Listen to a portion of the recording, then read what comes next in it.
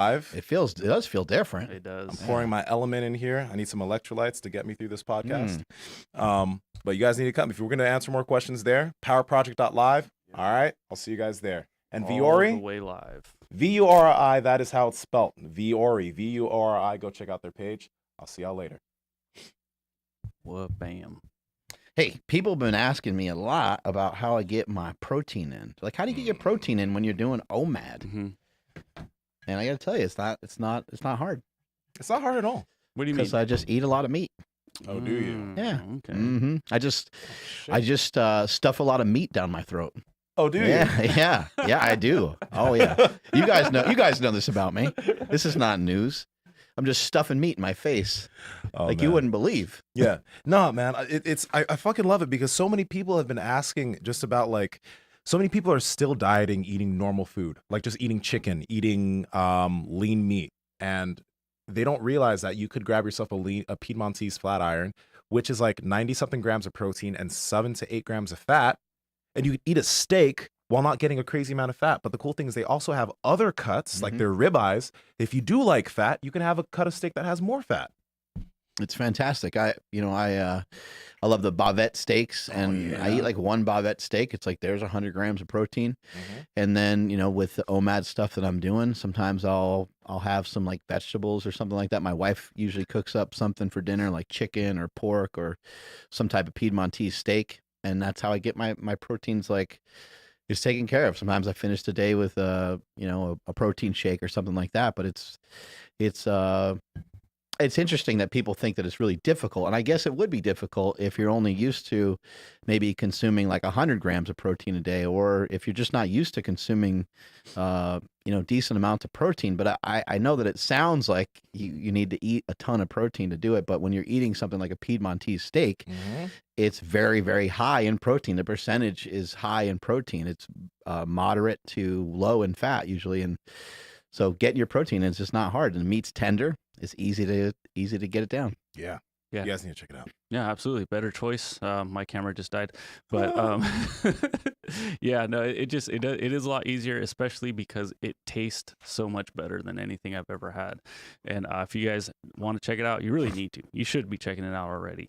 It's at Piedmontese.com. It's PIEDMONTESE.com. At checkout, enter promo code Power Project for 25% off your order. And if your order is $99 or more, you get free 2-day shipping. I'm pretty baffled that in all the time that I've eaten Piedmontese beef, maybe it's happened, but I don't recall ever happening to where I had to like spit some of the meat out of my mouth. Like, have you ever done that before with a steak? Like you go to chew it and you're thinking that this part that has some fat and some, meat on it. Stuff, yeah. You think sometimes you can eat through those things and sometimes you kind of can't. Yeah. I don't know if it's the way they cut their meat, the way they raise their meat. I'm not sure what it is, but when you have a Piedmontese steak, you can eat the entire thing. I've never had any trouble with like weird wiry or stringy meat that I need to like spit out or whatever. Yeah, no, it's always been super good. And one thing to remember, guys, when you get your Piedmontese, if you typically cook a normal steak really long, cook your Piedmontese shorter because it cooks quick. And like some people are like, oh, it's so rough. Like it's rough because you overcooked your steak, not because the steak is bad itself. And don't forget about some of the other options they have too. They have beef ribs, which they have some of the best ribs that I've ever had in my life. They're freaking amazing. I didn't know they got all kinds of like roasts and stuff on the website that if you want to get a little fancy, you can stuff them in the oven and or you can smoke them. I mean, they have a lot. Don't just kind of listen to some of our recommendations. Like check the site out. We're into the hamburgers, but even beyond just the hamburgers, they have many different types of ground beef. They have the Hop Daddy patties, which are freaking awesome. Those are my favorite. And then they got the super lean ground beef, and then on top of it, they have like hot dogs. They have what's the biltong jerky, right? Talk about that real quick because I've had different biltong jerkies. Like melts in your mouth kind of. Yes. Stuff's amazing. And other biltong jerkies are super rough. Like they're really dry. And I was like, if this is biltong, this sucks. But then I tried Piedmontese biltong and it's actually like, it's good. it's really good. They got 3 different flavors. It's low in carbohydrate. I mean, and hey, don't sleep on those sliders still. You know, they got sliders on there that are amazing. Man, Throw some damn cheese on those bad boys, and you're having a freaking party. I So forgot about the sliders. Yeah. They have so much good stuff. How do you forget? Like, oh, I'm my all gosh. loaded up on burgers because 4th of July is coming up. I'm so Yeah. pumped. I'm Heck like, yeah. I'm gonna be out there cooking. Uh-huh. It's gonna be great. Yeah. Yeah, that stuff's amazing. I'm still flat iron steak type of guy. That's my shit. But it's just, you know, it's just convenient. It's helping me on my diet, and I know that a lot of people struggle with their diet. But when you have a refrigerator or a freezer, you know, stocked up with some great options, it just makes it that much easier. Mhm. What are we talking about today? Talking What about we doing? practice. I don't know what we're talking about today, Oh my but I just God. need to let these people know we are live right now. Oh my! Mark, Andrew, what's up? Wave What at it the do? people. Power Project that live swipe up. You Mm. guys can come ask questions. We'll be answering all your questions for you. Join the party. Mm. Yeah. Speaking of party, Party. something I do want to point out though, just because I thought it was so cool. So yesterday, happy birthday, Jasmine. She turned 13, my daughter. Wow. Just a weird amount of circumstances happened, and like the guest list went from like 20 to 30 to looking around. Oh my God, there's over 40 people in our house right now. Oh, damn. Yeah. Well, in our backyard, yeah, kids in the pool, parents, you know, chilling out in the shade. It was amazing. But something that was really cool, because we hear people that talk about, you know, like, oh, I can't stay on my diet because of my kids, or I get on a good roll, and it's like, oh, but there's a birthday party every weekend, so what do I do? Blah, blah, blah. We made a conscious effort and like decision, I should say, that we weren't going to have any candy at the party.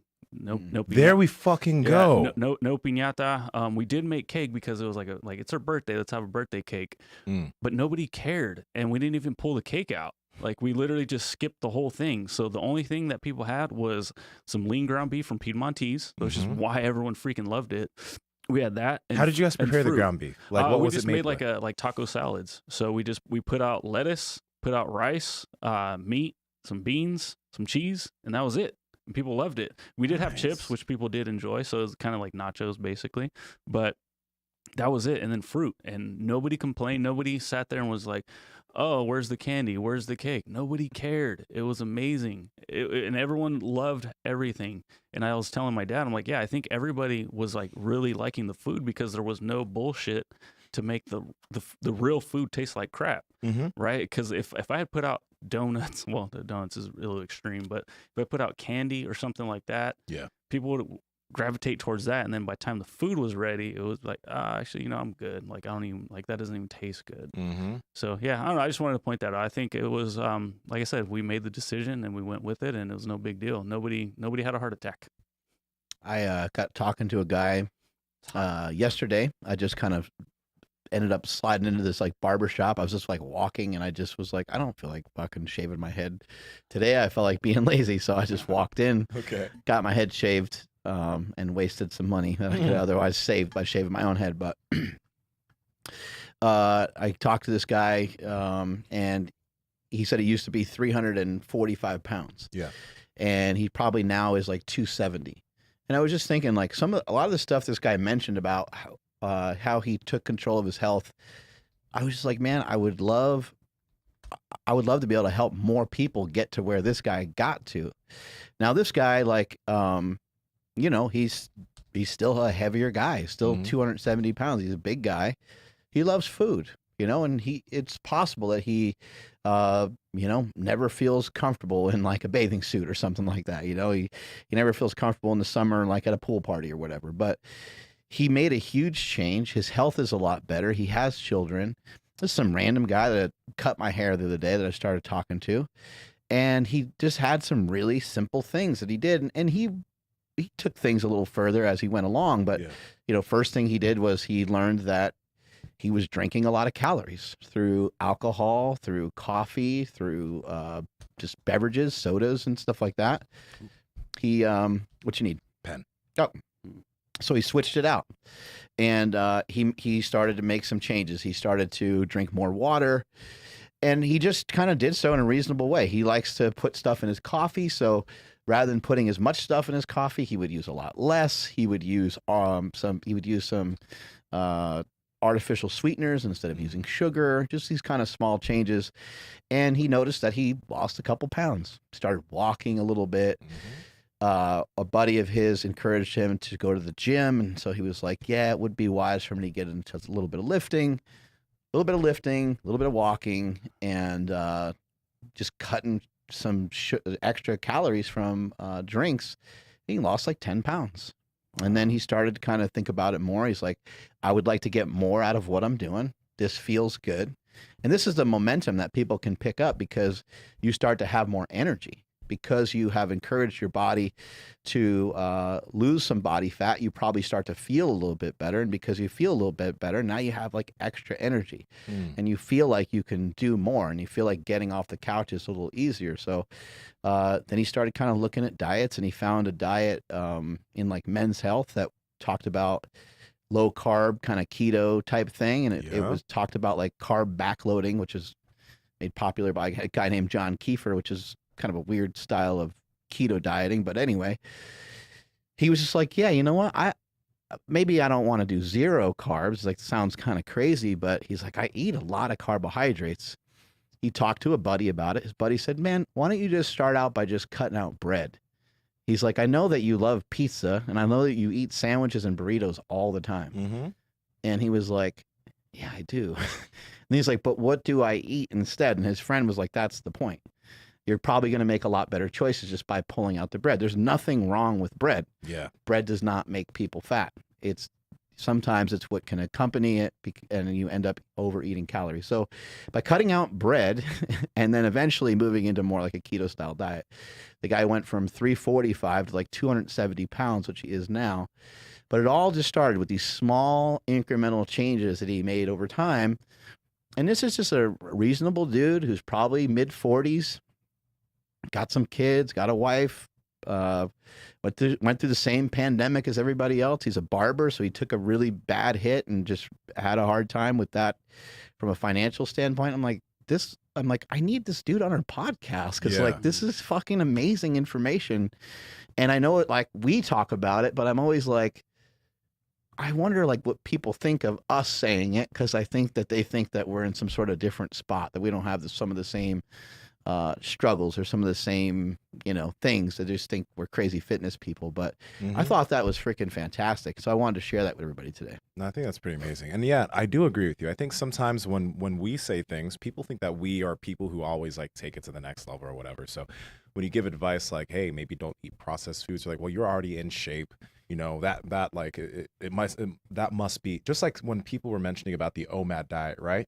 One of the comments that somebody said is like, oh, that must be really, what was it that they said? That must be really depressing or oh yeah. What was it? Yeah, that's kind of what it was. Yeah, something like that. Yeah. Like so sometimes we'll eat one very, very big meal a day, and some people like look at that or look at us and be like, oh, that must be depressing or that must be hard. And it's really not when you get there. But when we say information, people are like, oh, they've always been in shape. They haven't had the experience of being bigger, etc.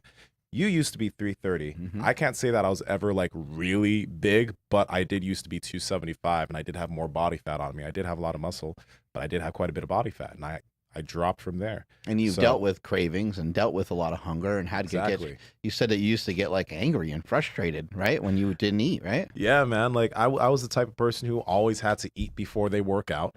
And if I didn't eat before I work out, I felt like my performance was shit. I always felt like I needed to eat a lot of carbohydrates to be able to perform well. So I'd eat like an upwards of 400 grams of carbohydrates a day because I felt that, oh, this is going to help my performance in the gym and it's necessary for me to perform at a high level. I did have really bad cravings, and I would always find a way to feed those cravings or fit processed foods into my macros. So like it would be often that I would eat a whole thing of Ben & Jerry's like multiple times a week, whereas nowadays it's not multiple times a week. Maybe I'll do it once or twice. But I used to eat like a pint of Ben & Jerry's like maybe 4 to 5 times a week and make that shit fit. And I would just make a lot of just unhealthy foods fit my calories and give myself reasons to get away with it. And like when I wanted to be lean, it was harder for me to diet because I had such bad cravings. So dieting felt like dieting. You know what I mean? And it's funny when people talk to us about like, do you feel, or like what kind of diet are you on or this and that? I don't feel like I'm on any type of diet because I am not working to maintain my body. Like as far as the food choices I make, it doesn't feel like I'm making any type of hard choices. It doesn't feel like I'm having to abstain from something. This is just, I eat well. I'm very happy when I eat, but I don't feel like I'm consumed by food because I utilize some fasting. I do low carb, so I don't have as much processed food, so my cravings aren't as bad. Just very easy for me to maintain this. And pushing off hunger, it's just not that bad. It's not. It's really not that bad. You get It used to can it can feel bad. Like it can feel like shit sometimes. And I think both of us have gone too far a couple times with it. Like I know for myself, like long term, real long term fasting, day in and day out after a while can be a drag. And then sometimes I got to really make sure that when I do eat, that I really eat up, because at the moment I'm just doing the one meal a day. But for the most part, it's really not that bad to push off hunger. And what I would challenge everyone that's listening to pay attention to is, like, I would like for you to ask yourself and to examine, are you hungry at all now with the current diet that you're on? And the answer is probably yes. You probably do get, like, I mean, I have said many times, when I was 330, I was still hungry. I was always hungry. And I just happened to act on the hunger almost all the time. I didn't really know about intermittent fasting at that point. And I think I ate like 4 or 5 times a day, pretty religiously, trying to get the protein in and trying just to make sure I got in like enough calories and stuff like that. So I ate pretty frequently, but I was still, if I thought about it, I mean, I was still hungry. And I still remember having certain times of the day where I felt really hungry, maybe during a workout or... So it really doesn't feel that much different than now. So I think it's an interesting thing, because whether you have food or you don't have food, you're still usually hungry. Like, think about how many times have you eaten, and then like 90 minutes or 2-3 hours later, you're really, really hungry. And sometimes you feel hungrier than if you didn't eat at all. Yes. So I'd like everyone to kind of take a challenge in giving it a shot with, just embarking on a little bit of fasting, just to kind of see what it can do for you, because I think it can help a lot of people. Cool. And one real quick, we're gonna get to that, but I do want to mention, guys, like, Mark is 240 pounds, 240, 250. Right now I'm like 230, and I think I'll be able to manage like 230, 220, and I think I'll be able to manage single digit body fat like really super easy now that I've found some just newer ways of doing it. And some people might want to point out like the TRT stuff, but like, I can share all my blood work with you guys, and you can see like my levels are just like in a normal-ish range, and you can kind of make whatever of that you want. But I can also just say that like I've always struggled with getting, like, not getting lean. I've gotten lean many, many times, but I've struggled with getting lean and staying lean and being a level of leanness that I want. Like I'm comfortable with where I feel great about where I'm at. I feel very proud of what I've been able to accomplish, but at the same time, I would still like to be a little leaner than I am right now. And I feel like I have the tools and I have all the information that I need to get there. I just think this never helps my, like, the claim when I tell people I'm natural, because you're very open about the stuff you use, but I'm 240. So they're like, well, how are you 240 and you're not? Right.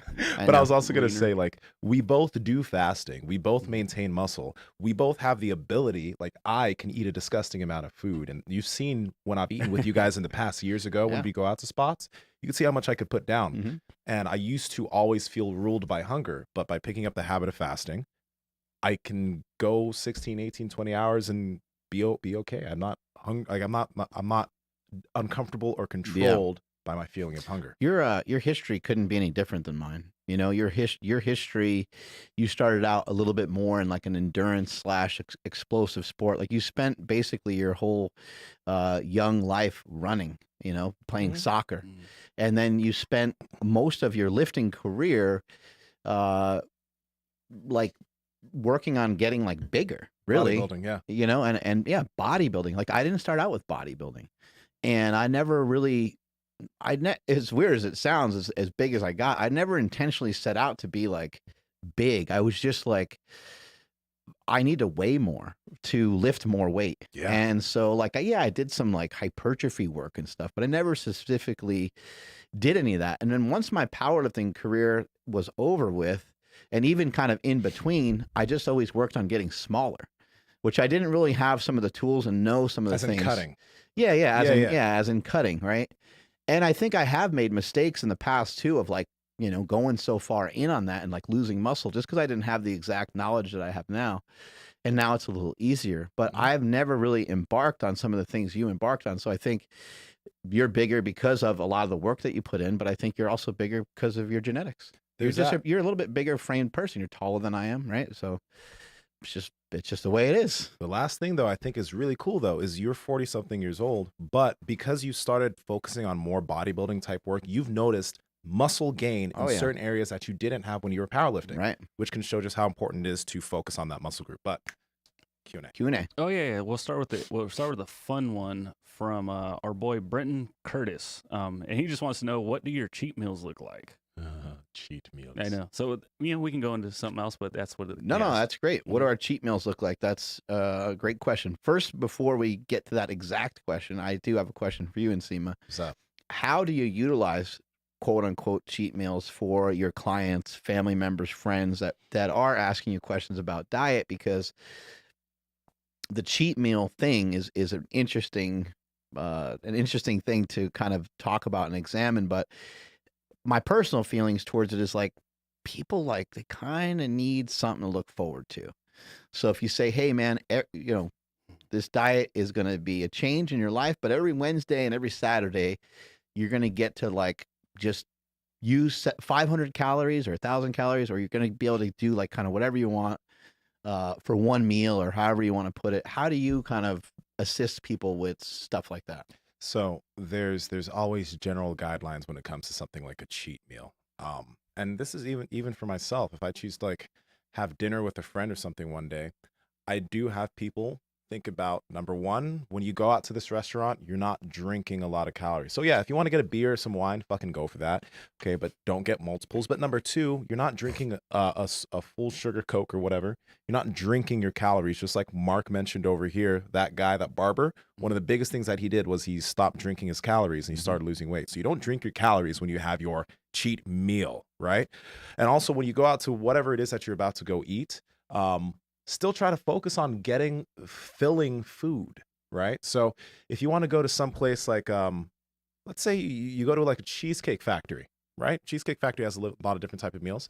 Get yourself a burger, right? Get yourself a burger, enjoy the burger, but maybe go double patty and maybe just don't do the fries, right? Don't do the fries and add something else to the meal to fill you up. Because again, when you eat out, you can still eat in a healthy way and enjoy your food, but you can still have strategies to make sure you fill yourself up Maybe and you're satisfied. and maybe eat the burger first, just so maybe you potentially eat a little bit less of the French fries. And Yep. I do think there's times to just kind of go for it. What you'll notice is that over like a long period of time, your cheat meals will become more and more pathetic. Yeah. They'll legitimately cut, like you said, half of a Ben and Jerry's. Like, I know that you're thinking like, come on, you little bitch. Like, what the fuck are you doing? I had a full one last night, okay? Yeah, Don't like- call me a bitch. I can still go to town on those, man. I'm just saying your internal dialogue. You're like, dude, I can't believe you're failing at life. This is horrible. We're putting half back and we're being reasonable. But I think for most people, I think that will happen over a period of time. Yeah. It's hard to like learn yourself. It's hard to know yourself. This gentleman, this barber that I met the other day, that came down from 345 to 270. Yeah. He said that food is such an issue for him that he's only allowed to kind of mess around about twice a month. He's only allowed to have a cheat meal about twice a month. And he said it's like he does it like every other Saturday or something like that. And I was and he just said like he does not waver from that. He's like I'm just not allowed to. He's like I literally know that I can do that, but I also know that I don't have the control to do that. And I was like, dude, that is amazing. And I said, I bet you'll get to a point though where you can do that. He goes, yeah, he's like, I'm hoping that I get to be that way at some point. So the cheat meal thing, I think I like what you said about it is like, maybe have some rules for it. I think where people can get really carried away is to have like a cheat day. Oh, And I think a cheat, I used to do them all the time. It used to be effective when I was young.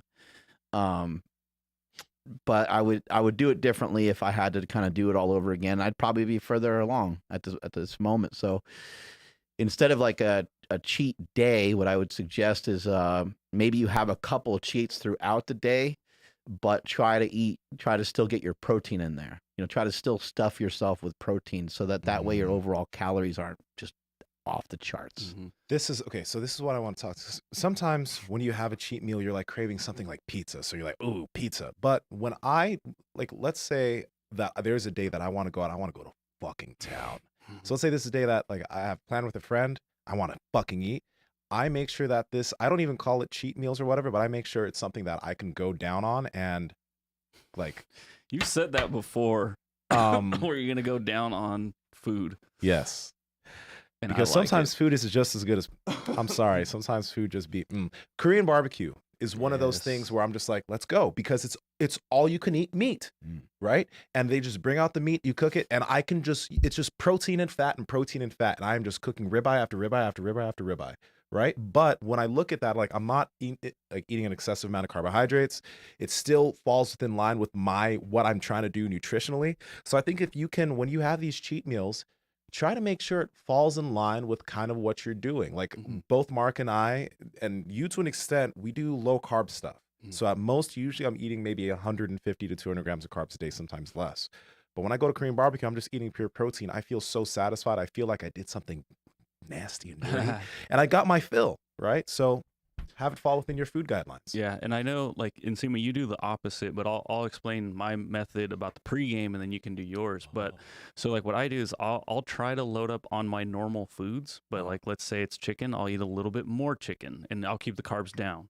And then right before, so I do this before I go to like a family function where there's usually not going to be a lot of like, I'm so happy you like said great this. options. So I'll make like one of my anabolic ice creams where it's the size of a Ninja blender. So by the time I get there, there's very, very little room. The method that you use, I've tried. I love that Andrew turned into such a fucking meathead. Yes, yes. It's so exciting. Stephanie took a picture of Like me as we're you're driving. worse than us. No, I am. So, all right. You know, I don't want to get into it, but when you find got his Tupperware and his fanny pack, when you discover something new, and like we'll say CrossFit. Yeah. Okay, like so the proud hardest... of you right now. Like I'm gonna cry. I'm tearing up. You really are tearing up a little bit. I am. I love you, Mark. You're the best. Oh God. You know, like, so good. When you discover something new, like we'll just say CrossFit, and like they say the hardest thing about CrossFit is not telling somebody you do CrossFit. So like with me, this is like so like, I mean, it's not brand new. It's like within the past like year and a half to 2 years, so where I'm like learning how to like actually dial in my nutrition. So like it's exciting to me. Like when I hear people talk about, oh, I used to, you know, be the dork that would carry Tupperware everywhere, you know, with me. I'm just like, dude, that fires me up. I love that. But anyway, yeah, there's a picture of me drinking a big ol' like protein shake on the way to my sister's house and just sipping on it as I drive. Because when I get there, I don't want to fill up on anything else because there's just no more room in my stomach. So I can't really get into too much you know, into too much trouble. I have tried your method, and for me, that's not working. But can you tell people what, like, your approach to the same scenario where you're going to go somewhere and there might not be that many good options? So this is like, okay, so you're talking about how I mentioned how I fast beforehand. Yep. So there's two ways, and you can mention this because first off, Andrew, thank you for mentioning that because I would have totally forgotten. It is a good idea. Like, if I'm going to Korean barbecue and I know it's going to be meat, I won't worry about, like, you know, I will fast so that when I do eat, I'll get full and my total caloric intake won't be crazy. Because if I ate a few meals during my day and then I go to Korean barbecue, I will have eaten so much food that I've eaten too much. So that's why I fast. But a great thing that Andrew just mentioned is the meal before the meal. So if I was going to do something like pizza, I know that's a lot of carbs, it's a lot of fat, it's a lot of mixed calories. It can be just very calorically dense, right? And it's very appetizing. I'll have some protein. So I'll try to make a steak or something, like some boiled eggs, and I'll fill up on some protein before so that I can go eat some pizza, but I will get full quicker and I will then still have enjoyed the pizza. And you talk about this all the time. That's huge. I think eating before you go eat is like a really excellent idea. But you can go too far with that. I think a great place for people to, or a great thing for people to have in their brain is that let's have our diet be fluid. You know, let's have our diet be, you know, a little Bruce Lee-esque. Like let's use Yeah. like whatever we need to like fuck somebody up. Let's use that. Like if we need to use jujitsu, let's rely on that. If we need to use American freestyle wrestling, let's use that. If we need to just use brute strength, let's use that. So when it comes to nutrition, I think it's good to be like a chameleon a little bit and be able to kind of adjust to the environment that you're in. And it sounds a little two-faced and sounds a little bit like you're doing it when it's convenient, but people do this all the time. We lean into our ideologies and our religions like as it's convenient for us, and we bring up these political things in you know only when it's convenient to make a point, right? And I think like let's just do the same thing with our nutrition. So even though like I bitch about like calorie counting and things like that, it's like, well, the only way that I think that I could actually cheat on my diet, if I'm actually trying to be reasonable and sensible about it with the knowledge that I have, the only way for anyone to cheat on their diet is to overconsume calories. That's really it, right? Yeah. The overconsumption of calories. Now, if you're on a no carb diet, let's go back to examine why you might be on a no carb diet. If you're diabetic, that's a different category. If you're on any specific diet because of a disease, that's a different thing. But in general, the only way that anyone could really truly cheat on any diet where they're trying to manage their body fat levels and where they're not trying to gain weight, the only way to cheat would be through overeating calories. And so if you were on a no carb diet, the reason why you're on a no carb diet is because that is encouraging and helping you to keep your calories in check, to keep your diet in control.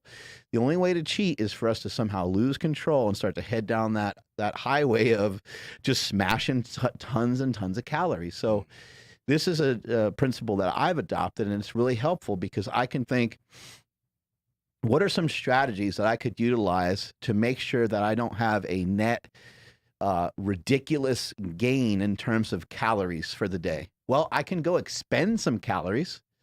You know, I don't need to be crazy about it. I don't need to go for like a 5-mile run, or I don't need to be, you know, to have a crazy mindset towards it. But let me walk a little bit more. Let me get in some strength training for the day. And now if I'm going to like mess things up, I'm going to do so later in the day. I'm still going to have like diet drinks instead of drinking calories. Even if I have alcohol, I might make choices with alcohol that are less likely to lead to overconsumption of calories, like consuming like hard alcohol rather than like, you know, wine or beer, which might have more calories in it. Just like, you know, little tips and tricks like that. And wherever I can, I'm going to try to eat more meat.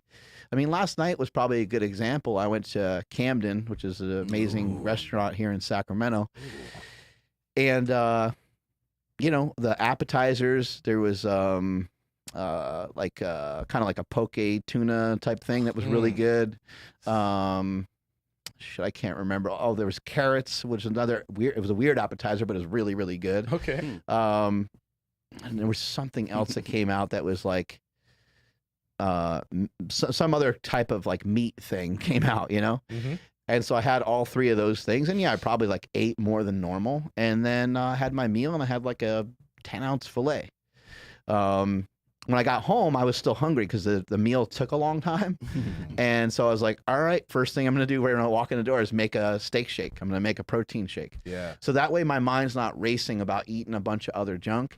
And I had a tasty pastry, and that was it, you know? And so I probably for the day, I probably did eat a little bit more than normal, but it was like, it's not going to do anything to me. It's not going to make me fatter. You know what I mean? I liked what you said about like, you know, so we'll just call it like MMA, so mixed macro arts. You know, Right. mixing Mixed a bunch macro arts. Yeah. Do you guys have anything else to add to that, or want to move on to the next question? Let's move on to the next one, I think. Yeah, Okay. let's move on. All right. So Where are people asking questions, by the way? So right now, everyone's on the YouTube live at powerproject.live.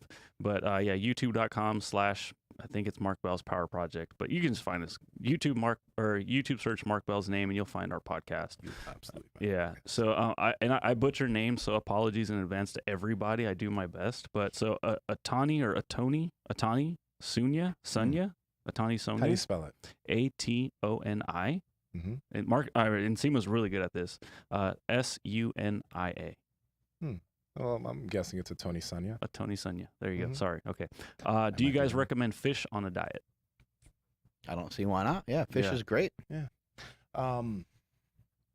The only thing I'd just say is like, just, be first off, you should have a good amount of fat in your diet. We always talk about how important it is not to have too low fat, as that's going to really affect your hormonal health. So I'd really suggest, going for fattier fish, going for salmon. That's What a other type of good fatty good fish call. is there? I don't usually fuck with salmon, but is there Yeah. other fatty Yeah. fish? There's like blue tuna or whatever, or Blue tuna. What about yellowtail? shit, what do they call it? Yellowtail's fairly lean, but Okay, my bad. yellowtail, for people that might not have a palate for kind of like fishy food. First of all, your fish shouldn't taste that fishy. That's kind of like just not great fish. But yellowtail tuna is lean and it tastes pretty good. It tastes very mild in terms of like fish flavor. What the hell is the name of the can't think of it. Mackerel. Sometimes it's called fatty tuna. In fact, but I want to say it was called like that might be that What's might it called? What'd you say, Andrew? CHU. Shitoro? Yeah. Yeah, that might be it. I've never It's had that. What is fucking it? Awesome, dude. It's like I'll take it to Makuni and we'll get some sometime. It's like just like it's like butter. Really? It's so Ooh. good. I've never had that. It's so good. It's The way you're I can tell you. I'm you excited really about like it. Yeah, I'm it. thinking about it right now. Oh Mike. my god, I'm Yeah. excited. I've Oh. never had that fish before. Also, Yeah. I think either it's known as also, or it's just another part of the tuna, but oturo. Yeah. Otoro. That's how you say it. Otoro? Or toro, yeah. I'll see a fatty tuna blue something. Yeah. Blue, It's totally great to have the fish on a diet. Like is there it should be no literally reason you just can't. bluefin? Bluefin. Bluefin, yeah, there you go. Yeah, it has a couple names, yep. Also, if That you're was- someone who That was a doesn't, tricky name. if you don't eat Right. fish, I don't recommend many supplements, but omega-3s are just good to have. Yeah. So if you don't eat fish, supplement with omega-3s, and I still supplement with omega-3s. I supplement a lot of omega-3 Mhm. because of what you told me about like Charles Poliquin, Yeah. how he liked to overdose it. Right. So I take like a lot of omega-3s each I day. just don't think there's a reason really not to. Like it seems like I mean, if it's a cost preventative thing, then I don't sweat it. But like Yeah. I think it's great to have them, and there's just a lot of information about how it can potentially be beneficial. It's just one of those things. It's like vitamin D. It just appears that it's like a good thing. It appears it's a great thing to go get some sunlight. So it's yeah. like let's just. Creatine seems like a good supplement. Probably something that people, if they're looking to take a supplement to gain some muscle mass, probably grab a hold of hardcore it. stuff. Just to let people know, we're on the Power Project YouTube channel, and we're going to be answering questions on there more frequently. We're also going to be answering questions on each other's TikToks, and we're going to be getting a little bit more interactive with the podcast coming up. So make sure you're paying attention and make sure you subscribe to all the different shit that we have. Follow all of our TikToks. The Andrew Z, Mark Smelly Bell, Nsima Inyang. Because we're gonna be doing a lot of shit on TikTok. Make sure you hit all the Right notifications. up the yin yang. Right up Right the up yin that yang. yin yang. Right up that yin. Dope. We have another awesome question and another name that I'm not going to pronounce correctly. So, Wanna spell it for me? all right. Okay. Yeah, let's go. OGREMITSU.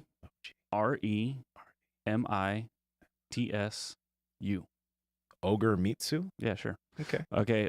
That guy or girl. I think it's a guy. I'm not sure. What would you Ogre recommend? Mitsu. Ogre Mitsu. I love yeah. it. Ogre. What would you recommend for a beginner who doesn't know how to cook? This is a great question. know. That's an excellent question. So, let's just assume the person wants to lose weight. I think you can go the route of like dirty keto fairly easy. And the reason why I mention this is because like I'm just thinking you could go to like McDonald's, you can go to In-N-Out Burger, you can go to some fast food restaurants, and I also believe like you can go to convenience stores and get cheese sticks and sometimes hard-boiled eggs and pepperoni and salami and some of these different things. If you're looking for higher quality meats, a lot of times when you go to a grocery store, they have things that are already cooked. They have prepared chicken. You get rotisserie chicken for very, very inexpensive Mhm. price at like Costco. Yeah. I think it's like $5 and you get a lot of meat. And so if you keep your eyes peeled, you can kind of find things like that. Then there's also, beef jerky. There's biltong. Piedmontese has a good biltong. Mhm. There's some things like that that are just kind of around and available. The Bibigo white rice. Yep. If you ever go to Costco, guys, or if you do, not even just Costco, but they're these little white rice things. They're called Bibigo, and for a lot of people that, let's just say, you don't want to cook a lot or you are pretty busy, you can legit put it in the microwave, warm it up for 90 seconds, and you have this amazing sticky rice. I like sticky rice, and it's just so good with anything. It won't take you any time to do too. You Can I- just have a pack or two of them. Can I it's- ask you a question about that rice? Go for it. It does. So I checked it out, and you know me, because I track. I'm like, okay, this, according to what I've been able to figure out about rice, Mhm. that BBGO had a pretty good amount more calories, because I think it was like restaurant style. So maybe I grabbed the wrong one, or they added something to it.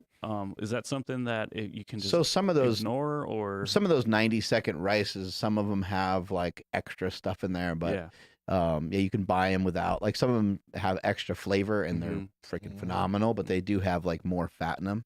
yeah, You want to, if you're really concerned about like trying to strip your calories down, Mhm. you might want to try to find the one that just doesn't have any fat in it. But I think overall, like, it's probably not like a crazy amount more calories, is it? I won't. I'll check right now. But I remember when I looked at it, I was like, "Whoa!" I think it was over 200 for the one bowl. It might have been like double or something. Yeah, so it was easily Yeah. more than But double. on that same note, there's tons of options when it comes to those styles of rice. There's a lot of options. And then another thing that I think people forget is Wild Planet makes some really fucking awesome products. They have chicken, Oh, they have all different the kinds tuna of is really good. Yeah, they have all different kinds of fish. And I know people I don't know, people get a little weird about fish and tuna and shit like that, but they have like yellowtail, and they got this stuff that's in sometimes it's in like an olive oil. I find these things to have tons of flavor and to be really good. And if you mix it with something else, it's fucking awesome. But they also have chicken, for the people that don't like fish. You can just get a flat out chicken, and it's, I mean, you got like 50 grams of protein in this little tiny thing. So there's a lot of convenient things that you can do without the knowledge of cooking. Let's not forget about some protein powders, Mm-hmm. right? There's, those are some other options. You can also invest in a meal prep company. You could. So Eat Right, you guys need to check them out. Eat Right Foods has all of these different types of like different meats. They have actually meats and carbohydrates mixed together too. So if you want potatoes and chicken or potatoes and steak, they have that also. But oh my God, their honey carver steak.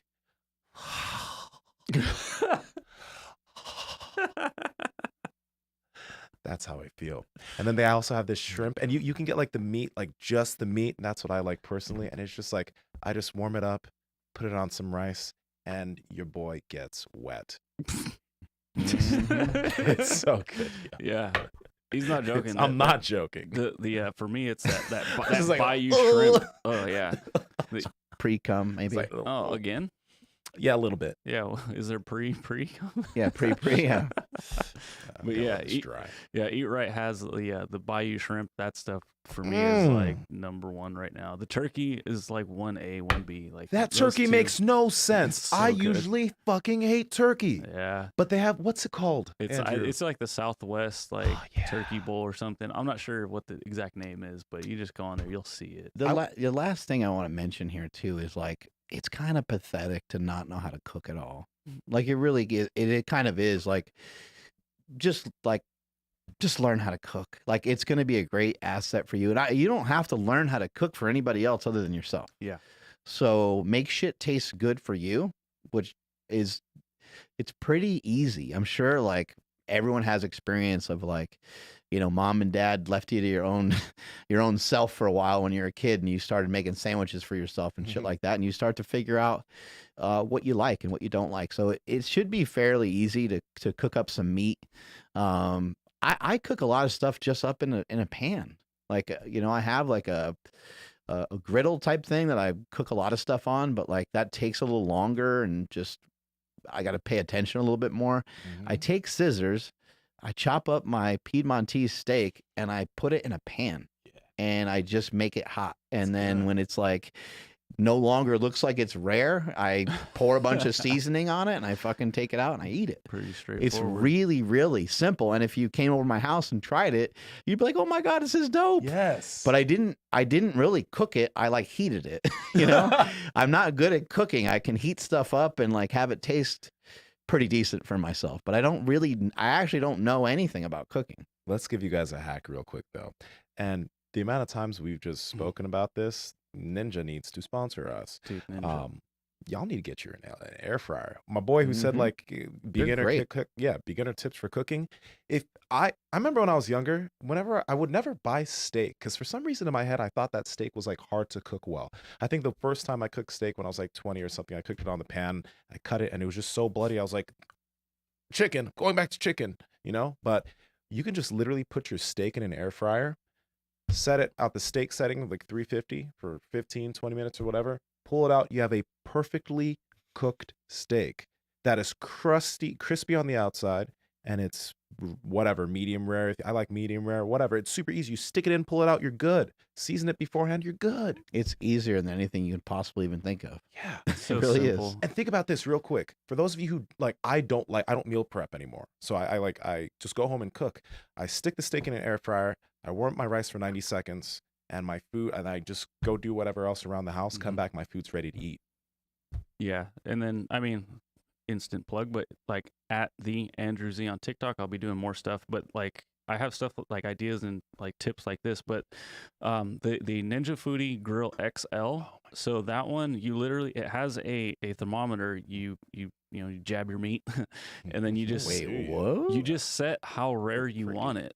And then you set it and you can walk away and it does everything else for you. I need to buy that, man. It's so good. It's so like, I talk to friends and, they're just like, "Oh, but I don't know how to cook." And I'm just like, for me, I have a hard time with it because ever since I was a little kid, I'm like, is there a recipe on there? Does it have instructions? Okay, I can do that. Yeah. And I've never messed up. Like it's just, it tells you how to do it. So with something like this, it literally does it for you. So like, there's like no more excuses. And then for me, like I have a bunch of canned chicken. I know it's not the like most amazing thing, but always it can be if you season it. Yeah. Sometimes I'll throw element on that. Yeah. It tastes amazing. So I do that. I always have a bucket of rice ready to go and canned chicken just in case.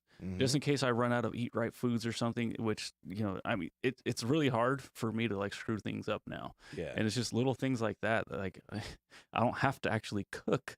I can have eat right, or I can just pop a can of chicken open. Yeah. And it's like I have a high protein, like it's just, the meals are easy. It's super easy.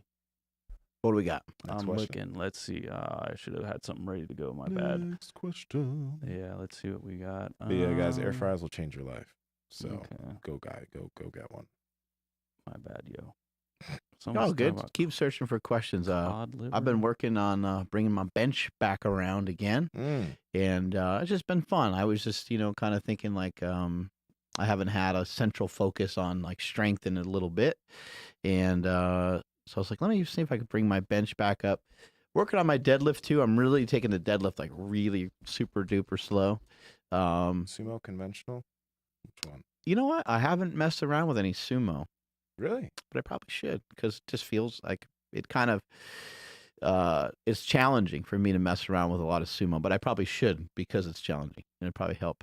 But yeah, mess around with some deadlifting and mess around with some benching. And for today, I mainly stuck to benching and doing some kettlebell swings in between to kind of keep the heart rate up. But heavy kettlebell swings too. That was one of the big ones. Yeah, one of the fat ones. It was feeling really good. The bench feels like it's getting stronger with each workout, but it's interesting because when I start to push into my strength, like it goes good for maybe like about the third week or so, and fourth week is where I kind of feel it. But then from there, it gets to be challenging, just like it would for anybody else. And it's always like, oh shit, like how hard do I really want to work on this, And so I'm kind of getting into around that time frame or that period, but so far it's feeling good. And for today I did like a 5 sets of 6 with the same weight, and all the form and technique felt dialed in, felt Yeah. really good. And then I did a couple workups with just some singles and like a slingshot on. And Mhm. I like kind of living in that 70 to 80% range. And then I like kind of touching my toe in to kind of see, uh, just kind of like rev my engine a little bit and see what capacity I have, but not too Yeah. much. Not, not trying to blow anything out, just trying to like get a little feel and see what I'm capable of. Yeah. Cool. So one of my favorite handles that I've just I love Oh, this one. here we go. Let's Yeah, hear no, this it's just cool. I've seen them multiple times, so thanks for like coming back and supporting the show. But meat-based vegan. Oh. So he says he only eats plant-based like proteins, so like cows that eat grass. Mhm. So he What's that? Yeah. obviously. Got it. But thoughts on the magic mushrooms and other psychedelic drugs for fat loss? Says he Whoa. always feels leaner after tripping. Whoa. I know we don't have that much experience, but have you guys heard? Yeah. I have heard that some of these things can, for some people, they can crush their hunger, and for other people, it sends them the other direction. So Mhm. I think it might be kind of experience oriented for each person. But I'd also say that I don't currently have any knowledge about any potential fat burning properties of any psychedelics, although it's possible. I've never heard that before. However, if they did do anything to assist anybody to lose weight, it could be through maybe shutting down your hunger. And I've heard that LSD does that quite a bit, but I don't know enough about you know how that is and how that feels. And most of the time, when people kind of are coming off of like a high, like they're like you get high and then you start to kind of cruise out of that high feeling, a lot of times you start to crave food more than anything. So that's been my experience. I don't know what you guys think. I would just totally encourage anybody, even if it's found out. Let's just say that we find out that shrooms are great, or shrooms can cause you to like lose hunger or something, right? Probably, I try to be like, what's the way that you can be able to stick with a diet over time that's not going to impact you and make it feel like you're dieting? So as few inputs as possible, and the big things come to lifestyle habits, right? There's certain lifestyle habits you can change that are just going to make dieting easy, so it feels like second nature. Now, if you're like, ooh, I need my shroom so I can get super lean, gets kind of tough. Or I need X, or I have to do this to get really lean. Like it's just like you don't want to have to depend on something to do something to your body. In that Because then what sense, do you do when you're not doing that? Yep. right? Like you don't want to have to do that. Now, Yes. shrooms are fun, right? I just want the experience though, not for what it's going to do to my body. I think this guy brings up a good question in that, like, I think sometimes people are looking in the wrong places for certain results. Like we had somebody ask earlier about like running. They were like, I'm trying to keep my abs, and I'm running 20 minutes a day. And I was like, that's just, in my opinion, it's just a little bit of the wrong place to look for trying to recomp your body. There's nothing wrong with running. I don't want to discourage anyone from running. It's a great thing to burn calories. It's great for your body, mind, and spirit. So it's fucking awesome. But I would think that when you're thinking about changing your body fat composition, which I think most people that listen to us are after, one of the better ways to do it is through some lifting weights, eating protein, being consistent, and those types of things. Running is a great way to burn some calories. It's a great way to burn off some energy. But as we pointed out many times on the show, and as Sal pointed out from Mind Pump on a recent podcast that we did, sometimes some of those things pull so much energy from you that it can negatively potentially impact the results that you may have with lifting. And because of that, it could be, not in your best interest to utilize running, because as Nsima pointed out, like you run 20 minutes, now what are you going to do? Run 30 minutes? And then are you going to always have to run to get lean? Now we're in a weird spot. So just something to think about. This kratom hit me extra hard today. That's so funny. So I haven't had this while in Mark that was much. talking, I just put the camera on you, Yeah. and so like I actually noted it down. I'm probably gonna make a little clip out of it, What? like when the mind bullet hits. I 'Cause you're want just to dancing. get high. You're just dancing around. So Yeah. high. That'd be a Yeah. good song right there. If any of you guys are wondering, in this thing is kratom, aka Mind Bullet, aka kratom, or kratom, aka Mind Inside Bullet. here? Yes. Mhm. And I can compare the feeling to like I am just getting a warm hug the whole really- podcast. I actually did warm just give hug. you a warm hug. Yeah. That's So- what that felt. yeah. feeling was like. But I just feel like, I want to give my mom a call and tell her I love her. Everyone in my life that I care about, I just want to say I love them. So Andrew, I love you. I love Mark, you, I love you, Nsima. bro. Just love all y'all. Oh. I love you guys too. So Yeah. much love. It's just you feel good, man. You just feel like you're in a good mood. Yeah. Right. So yeah, That's good. that's what it is. In regards back to the like the shrooms and all that, I would say equate it to the same thing as like a pre-workout. Like every once in a while, it might be cool, but like what's gonna happen when you don't have the pre-workout or the pre-workout stops working? Mark's mentioned this about like getting fired up in the gym with like Yeah. loud music and stuff. But when it comes to the day you're gonna perform on the platform, like the music's not there, or your headphones aren't there. You know what I mean? So it's like you could really set yourself up to like kind of just be really disappointed. Yeah. Another question from our friend Iris.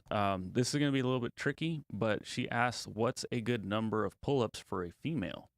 She can currently do 9, so I'm like, fuck, you win. Iris. But Yo, good job, I know, Iris. right? So I know that's a tough one to answer, but What's going on with your Viore tank top? Holy shit. Is that a feature of that particular style of shirt? if Yeah, I wear the that, tank top just moves. will my pecs do that if It's I wear the- that? It's not my pecs, it's the shirt. It's a feature It's of the shirt. peck popper It shirt can, tank top. it can pop your pecs for you. That's So, super attractive. thank you. What a great feature. Yeah. Wow. Yeah. How'd they get that technology? Other companies 9 can't hang. pull-ups though. What's up I with feel that? like Iris is like lightweight trying to flex. She's just be like, guys, what's a good amount of pull-ups? I can easily do 9. She's like, you were fishing for compliments, girl. Like, I'm sorry. Like, I feel ugly today. Reeling them in. I really want to lose 3 pounds. I love it. Mean Girls. But yeah, you can totally progress to doing more, but you're already ahead of the game. Most Yeah. people can't do a pull-up, man and woman. Many just can't do like 1, 2, or 3. So being 9 is ahead. If you can get yourself to do more, do more. A lot of times females struggle with pull-ups and just upper body strength in general. Yeah. Push-ups, pull-ups, bench pressing, things like that. So that's awesome that you can do 9. If you want to get better at pull-ups, what do you think she should do? You can start, I would say, like, start working around the edge of what you're doing right now. So if you could do 9, then start doing multiple sets of like 5 or 6 pull-ups, right? And look for more volume, okay? More total reps. So something could look like this. On a pull-up day, you go and you do. I love watching you fend off these sneezes. Yeah, but my nose is like. Well, because the air clicked on, so I think a Yeah. lot of dust shot out all over the My place. nose is Making all these crazy faces right now. I do the same thing. Sorry, it's so bad. Maybe you do like 10 sets of 6, right? Or 8 sets of 6, so 48 pull-ups. And on another training day, you do you could do another like maybe 10 sets of 6. You just work up to being able to work more volume because that's going to allow you at some point to be able to now you can do 12 pull-ups nonstop or 13, 14. And then you can also add weighted pull-ups into the mix. So you grab yourself a pull-up belt and add maybe 5 or 10 pounds on it and work your resistance and doing multiple sets of 5 or 6 weighted pull-ups. Yeah, shit, if you could do 9 pull-ups, I mean, maybe you could do, 4 or 5 with a little bit of weight around your waist. Yeah. That'll get you strong. That'll get your back bigger and stronger. And so give it a shot. What do we got? Sick. We got an awesome one. And Nsima, you can help me with the pronunciation. Mhm. So it's Vedrana. Vidrana? Mm-hmm. Bajac. Bajak? There you go. Vidrana Bajak. So okay, this is how she worded this. Okay, this is important. Can Nsima flex his arms just once real quick? Girl. Is that a girl or a guy? It's a girl, Okay. I So- think, according to But Wapam. Oh, he my flexed gosh. both Hold arms. on, wait, let me get the. Yep, there you The go. hell? Damn, she got Ba-dum. both of them. What in Fuck. those arms are huge. Where'd it They're go? okay. I had another question. Where'd They're it go? alright. Where'd it go? They're all right. Hold on, I had it. Did your Where'd it arms go? used to be bigger? There it is. Did When my you're arms heavier, just- they must have been like They must have measured a little bigger. They Maybe. probably measured a little bit bigger, but my arms, I think my arms are, as far as the amount of muscle I have on my arms, they're bigger now. And that's the wild thing, man. Like it's I hate this idea that goes around. People believe that, like, you'll have your newbie gains, right? Mhm. Those massive gains that you make in the first few years of lifting. But people are really under the impression that over your years of training, if you continue training, you're not really going to be able to gain that much more muscle. And in comparison to the newbie gains, yeah, but you can still slowly put on some quality muscle that will allow whatever you have to just look better and maybe be a little bit bigger. So my arms are bigger now than they were when I was, heavier. I'm holding more muscle there, and I'm still improving. I think you can put muscle on like into your 70s. We've seen it. Although more muscle might be a little tricky, Yeah. because if you're already trained, but somebody that's just getting into training at like, 60, 70 years old, Oh, they could yeah. still make some massive, I just would love for people to not think that like they're counted out because of their age. You can still, my mother-in-law just hired a personal trainer and she's all fired up. You guys saw that Hell yeah. she got in here and trained for a little bit, but Mhm. she started to do more like walking and body weight exercises. But now more recently, she's just gotten excited about like strength training. She's like, I really want to push it and kind of see what I can do. She's 72. Wow. So it'll be fun to kind of see like what kind of changes she's able to make. Cause I think that she's going to be able to make, she's already in great shape. She already Mhm. looks great, but I'm just thinking like, she's going to notice some huge progress because she doesn't have any injuries. She's not coming in with anything. Like she's not like my knee hurts and my elbow hurts. Mhm. She's not frail and she can make herself strong and she could build up some bone density and she could kick some ass. So I'm really pumped for her. Yeah. Yeah. That's super exciting. So real quick, we were talking about the BB Go rice bowls when I Yeah. was like, oh shit, like maybe I won't have it. So just something to consider. Obviously, it is a better choice than getting fries or something. Mhm. But the lowest that I can find is 480. So 480 calories in that one Mhm. little bowl. So, okay, but Is like it I said, really though? That 480 calories? just go check because like that's the lowest I can find. There was one for like 370, but it was like a really old picture. I So thought it was like 60 grams or like 60 grams of carbs. I, So is there uh, quite a bit of fat in there- I there? buy yeah, like there's, like, something that oil. I buy something that I microwave for like 90 seconds and it has 90 grams of mhm. carbs from the rice. It's like a cup. Yeah, maybe like of rice. the Uncle Ben's one, I think is like just straight rice. Mm. Yeah, mine's not Uncle Ben's, I don't think. But it is just straight rice, Mhm. whatever one I grab a hold of Yeah. usually. Mhm. That's why the BB going so it's so good because I think they have some kind of oil or just flavor. Anyway, okay. So sorry, I just wanted to point that one out because that's why when I saw it, because like I was planning on filming something very Mhm. similar to what we're talking about, and I was like, oh, I can't touch this one. Like this. How goes against- how many grams of carbs is in it? I'll check again, but like I Because said, maybe you could just use half. Yeah. So it says If the flavor's good, use seven half, cut the calories for calories, fat. and I'll check. Like I said, it's just hard because there's so many different numbers that I Tabs and find shit. online. No, just or even get some like cauliflower rice, dump that bitch in there, and Fuck just kind of yeah. have it be, Oh yeah. have it have a little more volume, more fiber, and then maybe you can split it out I'm into like giving 2 out meals. all my secrets, bro. I do Mhm. that with That's what oatmeal you now. do? Yeah. Put cauliflower rice in. Oh, Weiss. Wow. That's about. Mark said wiswaps earlier, and it was so funny. Bro, one thing that people, if you don't know, if you don't listen to what I do much, like you'll notice that my R's sometimes be W's, and I'll sometimes be like on some baby talk shit I without. love that. It's not. It's not cool. It's not cool. Got a Like, really I'm whapping. Like no. we got a good question from Samuel Kamens. Is spot reduction so spot reduction fat complete bullshit? It seems to make sense in a bro science sort of way that working a specific muscle would target some fat loss in that area. Sorry, I butchered that. I do think that I do think that it's like, if that was the case, if you could kind of target an area and like, lose tons of fat from an area specifically, we would probably see a lot of examples of this in certain sports, where somebody would be incredibly lean in these particular areas that they work all the time. We do see hypertrophy in those areas. We do see muscle gain and muscle growth. A lot of wrestlers have big necks. There's a lot of sports where you're like, a lot of rugby players have kind of like thicker legs. Yeah. Soccer players have, soccer players usually have lean and nice looking legs, right? But it's not like, it's not because of spot reduction, but it's usually because soccer players are fairly lean because they run a lot and they use their legs a lot. So therefore their legs look good, and they might have hypertrophied their legs from their sport and so on. But to my knowledge, you can't really like lose weight from like a specific spot.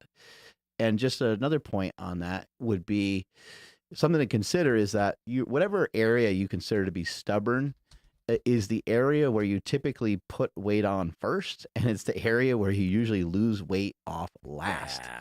Which makes it a bitch because you're like, man, like what's going on with that? But if you're stuck in that category, the unfortunate news and maybe the good news is that if you can stay in the pocket and deal with the heat of it all and deal with the kind of pain in the assness of the whole thing, you will continue to get leaner and leaner and leaner, and eventually that area that's an issue for you will spot reduce. So you kind of can spot reduce in a weird way, but you can't spot reduce by like trying to train a certain area to death to make like fat disappear from that area. Yeah. If you get your diet correct for a long period of time, you can lose weight and body fat normally from everywhere on your body.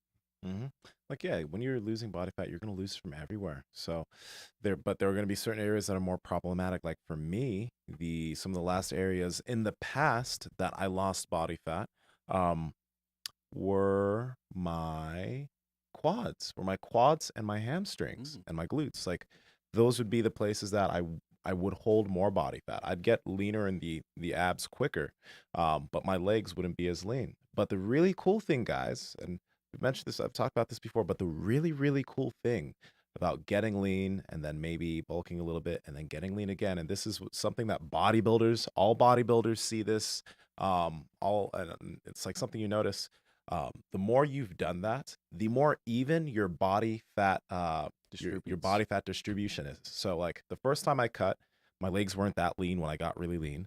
When I gained body fat back, I noticed, wow, I'm not gaining as much body fat in my legs. My legs are pretty lean even though I'm heavier. I did it again. I gained body fat back again. I'm like, wow, my whole body, like it's much leaner at the same weight. So you will be able to get to, like, by doing that more, the next time you end up being like 13, 14, 15% body fat, you may look like you're 10% body fat because your body fat distribution is lean everywhere. Like I still have lines in my legs when I'm 265, 270 because my distribution's even. It's easiest to just tell people no, you can't spot reduce, but from a bodybuilding perspective, bodybuilding coaches will kind of tell you that they've seen it before. And kind of through what Nsima's describing is like, it's a really long way of like spot reducing, but you kind of sort of maybe can, but again, it's just easier to kind of tell people like, hey, the love handles that you're trying to lose or the stubborn belly fat that you talk about all the time. It's more a function of like, hey, you got to really clean up the way that you handle yourself in your kitchen more so than the way you handle yourself anywhere else, and it's just going to take a long ass time. Yeah. And then service announcement, but yeah, I've been the person that is only focused on my body fat percentage. Need to get that number down, whatever it takes. I'm going to lift, and then I'm going to do cardio. I'm going to keep cutting the macros or the calories, and all the things that all the pitfalls that like the bodybuilders. I gotta get this out of my nose, guys. This is you killing gotta go me. sneeze. I gotta blow your nose. Oh my gosh.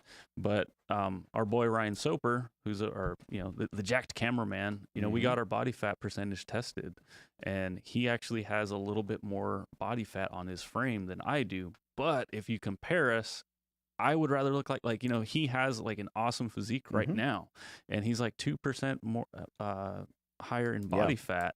And the thing is, he just has more muscle. He's jacked. So he's able to maintain and carry that amount of fat, but still look good. So it just told me that, like, okay, I need to stop worrying about losing fat and start gaining more muscle because, like Sal pointed out on the previous episode, and you've told me many times, I don't need to be smaller. If I develop more muscle, I'll just burn fat. I'll be a better fat burning machine. I think where we hold our body fat, uh, like legitimately describes kind of who you are and what you've done. You Wow. know, I Yeah. really do. Like, Charles Poliquin took this to like, he took this information to like the fucking moon. Because he would tell you like exactly the way that you lived your life, and you're like, what the fuck? What an asshole.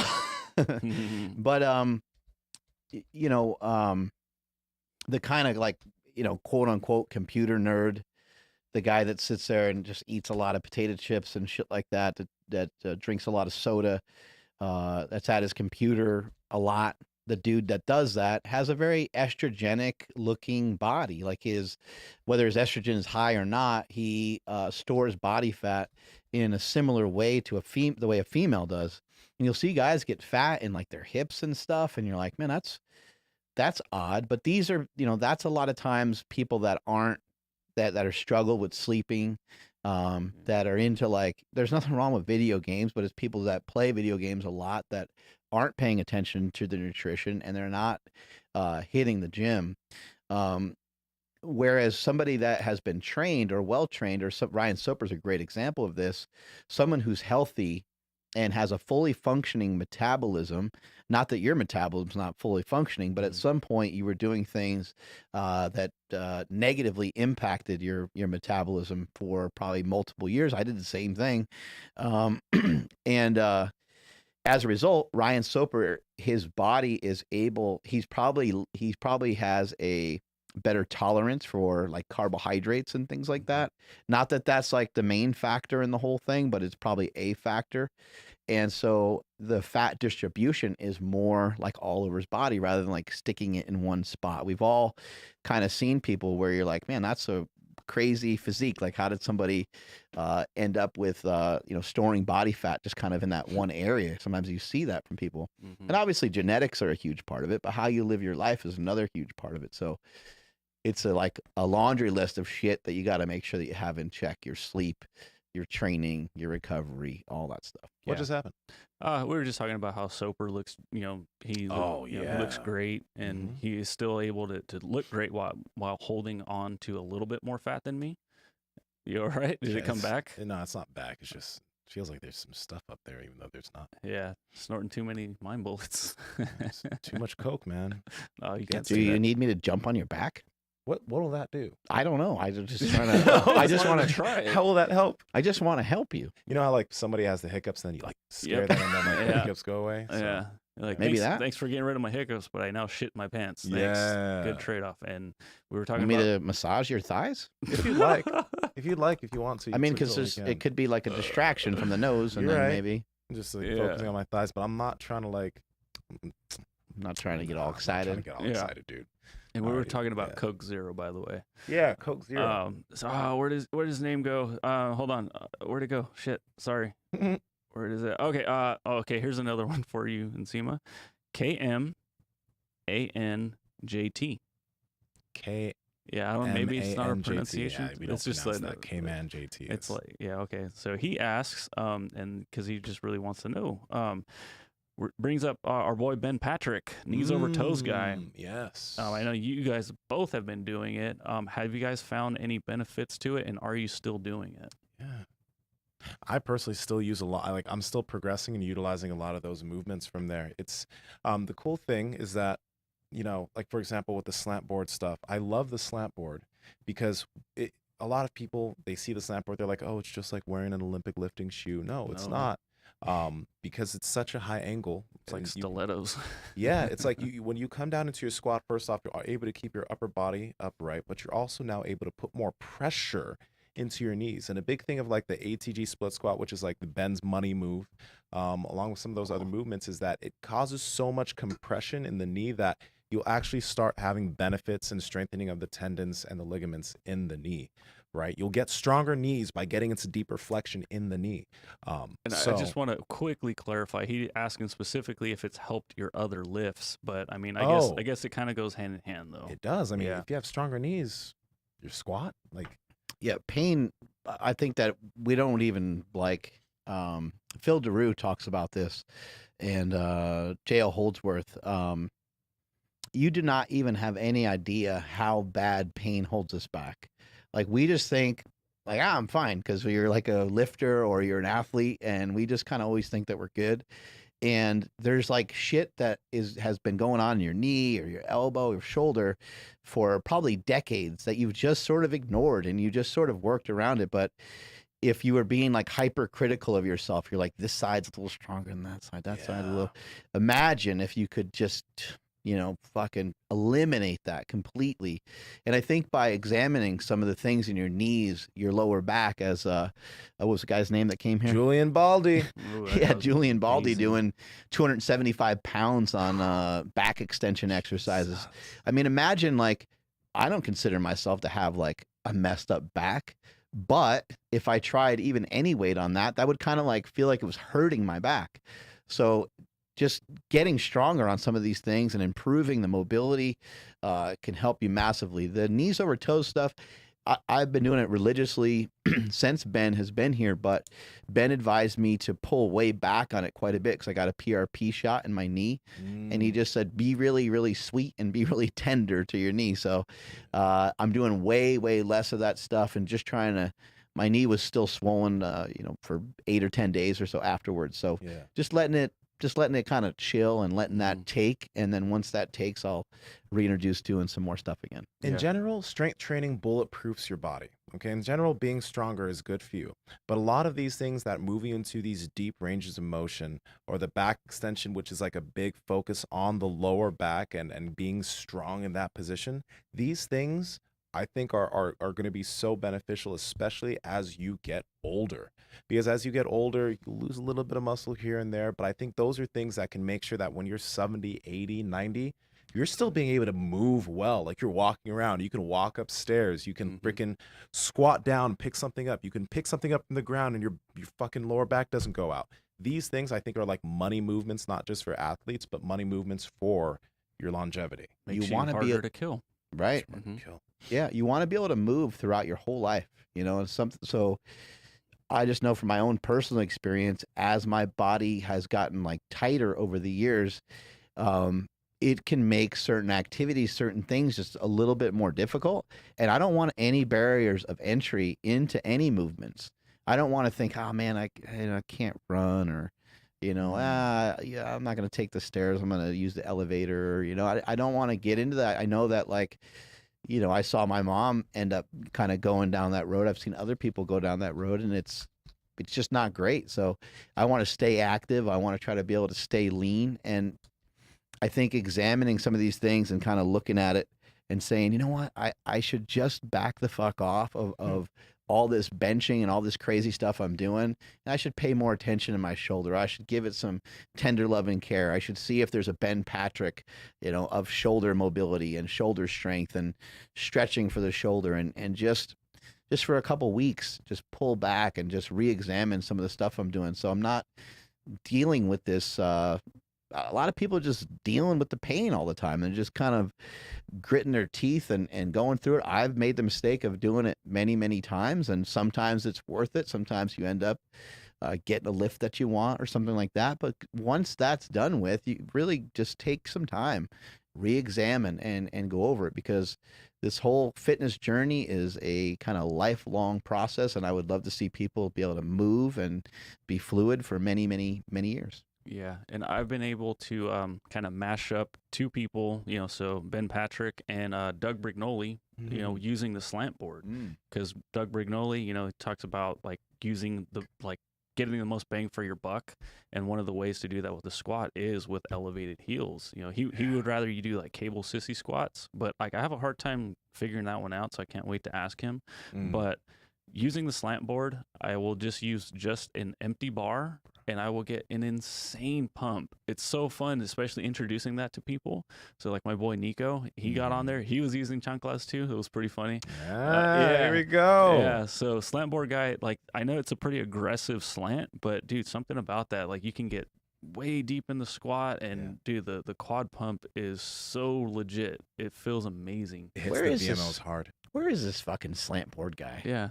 I think he's Australia. Wow. I could be totally wrong. How did his parents know? Yeah, right? I mean, What a cool name. And then he Yeah. comes out with these products. It Yeah. worked out well, I guess. Yeah. Slant board guy. guy. Yeah. What? How do we plug him? How do people go and buy his shit? I think it's just the slant board. Let me see. His Instagram, I believe, is the slant board guy. Honestly, everybody should get a slant board. I was on slantboardguy.com. I know. There we go. I know people look at the slant board and they get upset because there's like, a price associated with it, Oh my gosh. But yeah. I don't. I understand that people are probably hoping that something like that comes in at like $50 or $60, Mhm. which I'm going to make for you guys because I'm going to have people in China do it. I'm just kidding. We're gonna ship faster, ship cheaper. Anyway, no, Oh my God. I think sometimes I think it's like $100-something, and people get upset, but like it's gonna last you forever. And maybe it's not just you using it. Maybe it's a buddy or a friend, or maybe it's for a gym. And I just think I've spent so much money over the years when I didn't have any money that I don't have sympathy for people when they're stressed out going, Yeah. I can't afford to get that. Like, if you can make it work, but don't bitch at the guy for he has to have a business. There has to be a margin there. He's got no choice. Like Yeah. this slant board dude is probably like way more passionate about this shit than we can even imagine. Yeah. So he's not trying to gouge people. Mhm. He's trying to make a living off of something that he really loves. So try to view it that way and say like, shit, man, I think I could really use that, or build up towards it at some other time. And just realize you're going to be using this thing a lot. It's not just really good for your fitness, but like yesterday I was on live and I was just like sitting. I squatted down. No, wait. I was just chilling in that position while talking. You know how we've done the 10-minute squats? This feels really comfortable. That's just like a squatting position to just kind of chill in the knees and hang out. So it has so many uses. It's just, you got to do it. And the thing about it for me is like it's really hard because like I don't have as much training experience as you guys. So when people ask me for help, like I don't have the confidence to be like, oh, like do blah blah blah blah. And then if they had like, how Mark, you say like if you ask like a couple questions in and people are like then they don't know exactly what they're talking about. But with the slant board, I can just be like, yeah, get on the slant board and squat. You can't mess it up. You just do that, and then you will feel the pump, and it's such a cool I don't know, dude. I enjoy it. The slant, like I said, is a little bit aggressive, but like it has like the grip tape on it, and you always feel secure. It's built very, very well, and it's at the slant board guy on Instagram and slantboardguy.com. Yeah, Andrew, I'm going to encourage you to give people information. Like, you're a smart dude, you know what's going on, you're got some experience with this stuff, and I think you're selling yourself a little short, man. You know what's going on, and then plus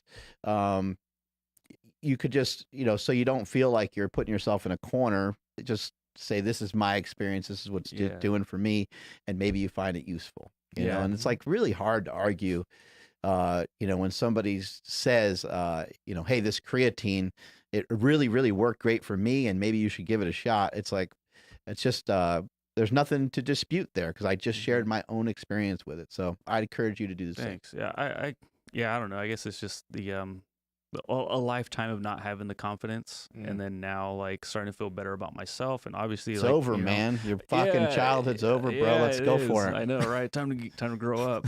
But like this weekend, again, back to the party. Like we had water, blah blah, and then we told somebody like, oh yeah, we got a bunch of soda over there, and there's like, really? You guys have soda? Like, yeah, have whatever you want.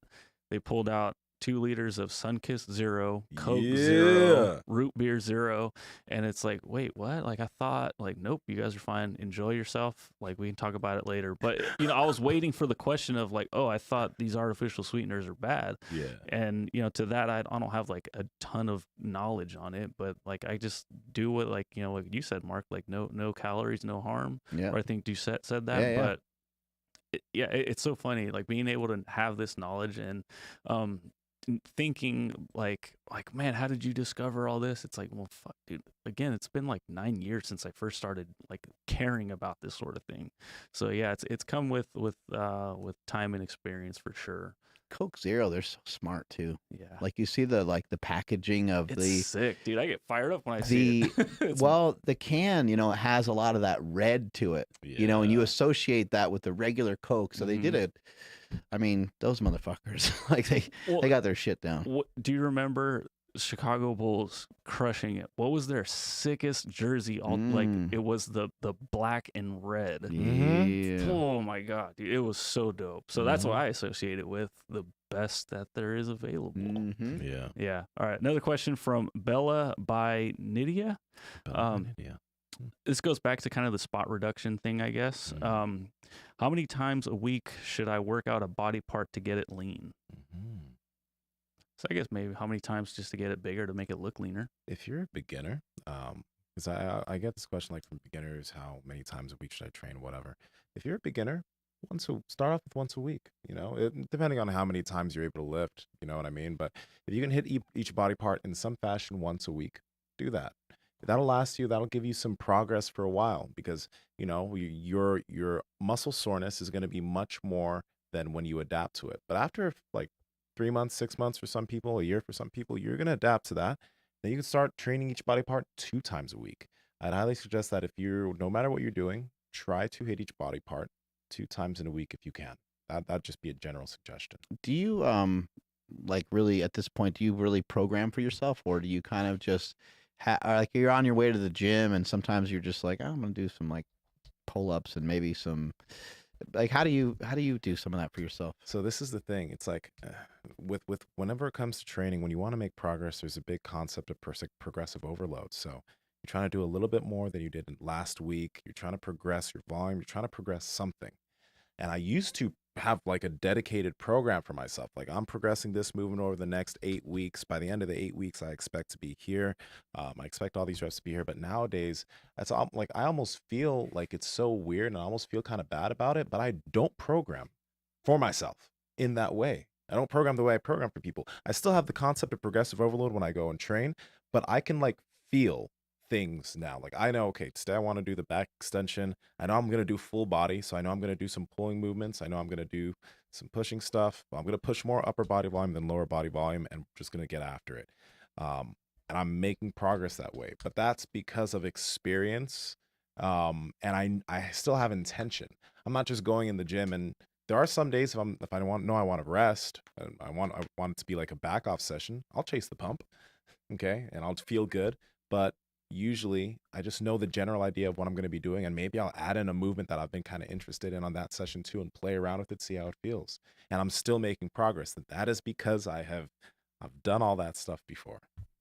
It just makes me super happy to hear that because I did the same thing. I don't care, and I really have never cared that much. I did have specific days a little bit, especially because we lifted as a team. So there'd be certain days we would deadlift and certain days where we'd squat and bench and stuff like that. And that was really helpful and useful in terms of like having a spot, having encouragement, getting coaching and things like that. But I come in and I just wing it, you know, and it might be frustrating for people to kind of hear that we do that. But like, I feel like I do the same thing with my nutrition. But again, like I have a decent idea of like when I'm going to eat. Yeah. I definitely know what I'm going to eat. When it comes to training, I have a reasonable like idea of when I'm going to train. And I also know that training is going to always happen. So I know for some people that like legitimately the act of writing down when they're supposed to train can like increase their probability by I've heard a stat before, like by 70% or something, because it's like an appointment. Think about it, like you have a dentist appointment. It's like you go and you get to the dentist usually like relatively on time, right? If you make an appointment that you're going to train at 7, a little bit before work, most likely you'll start to develop the habit to get there. But I know that I'm going to train, and a lot of times like what I'm going to train in terms of this guy's question about like how often should he train something per week, I kind of am just like, well, what's not really that sore? Like, or what do I feel like training?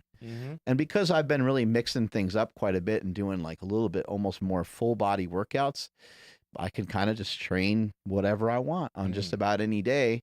And a lot of times I'll hear something maybe from you guys or maybe from a guest on the show, and I get super pumped to like go and try that new movement out, you know. But to really answer this question a little bit more directly, he asked about like, getting a body part leaner. Let's just make sure that you understand the lean stuff is going to happen from your nutrition.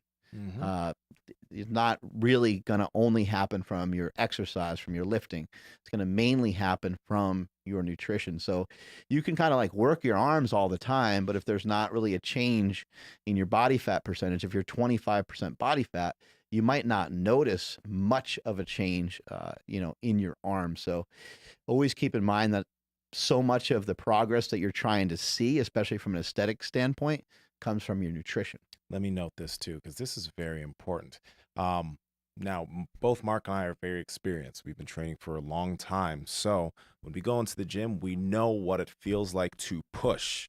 Like, you know what I mean? Like, we're not just going into the gym and just doing random weights. When we're using a weight, we know where the edge of failure is. We know where the place where okay, I'm making progress on this. I'm really pushing with this. There are a lot of people that this isn't even an example with like a client of mine. His name's Tony. He's been training for quite a few years, and then he started working with me.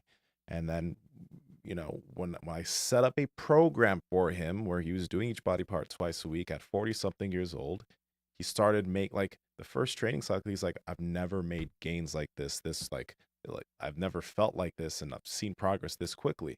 Because number one, we went from training each body part once to twice a week, and number two, it was progressive.